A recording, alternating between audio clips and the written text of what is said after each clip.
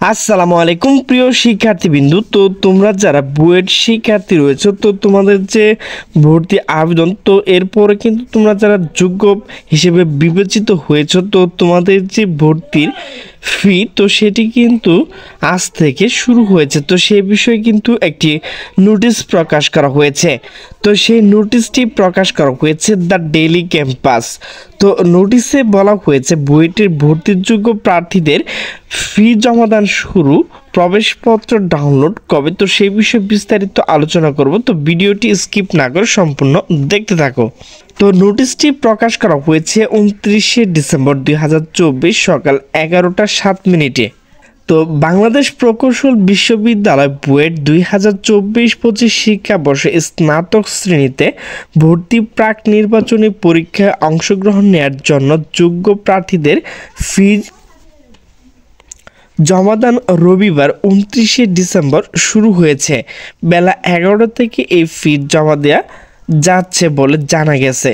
গত মঙ্গলবার 24শে ডিসেম্বর বুয়েটের ওয়েবসাইটে এই তালিকা প্রকাশ করা হয়।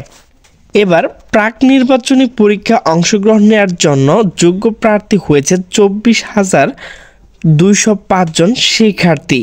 বুয়েটের ভর্তি বিষয়ে যে ওয়েবসাইটটি রয়েছে, এক বিজ্ঞপ্তিতে জানানো হয়েছে প্রাক নির্বাচনী পরীক্ষায় অংশগ্রহণের জন্য যোগ্য প্রার্থী নির্ধারিত ফি জমা 29শে ডিসেম্বর বেলা 11টা থেকে শুরু হবে। প্রবেশপত্র ডাউনলোড সময়সূচি জানানো হবে পরে। এর আগে 18 নভেম্বর বিশ্ববিদ্যালয়ের নিজস্ব যে ওয়েবসাইট রয়েছে প্রকাশিত ভর্তি বিজ্ঞপ্তি প্রকাশিত হয়। এই বছর বুয়েট 2 ধাপে ভর্তি পরীক্ষা অনুষ্ঠিত হবে। প্রথমে প্রাক নির্বাচনী, পরে মূল ভর্তি পরীক্ষা নেবে বিশ্ববিদ্যালয় কর্তৃপক্ষ। বিজ্ঞপ্তি অনুযায়ী আগামী বছর 23শে জানুয়ারি 2025 প্রাক নির্বাচনী পরীক্ষা অনুষ্ঠিত হবে।